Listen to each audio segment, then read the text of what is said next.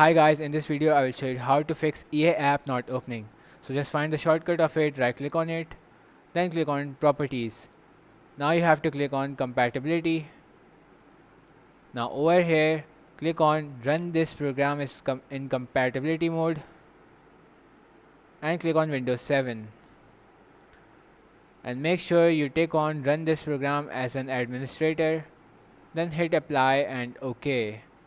Now when you try to open your EA app, it should work. If this does not work, go on to your search menu, type in run, then type in percent local app data percent. Hit OK. Now find the EA folder over here, electronic arts, and delete this. Once you do these steps, your EA app should be working fine. If this video helped you guys, please make sure to hit the like button.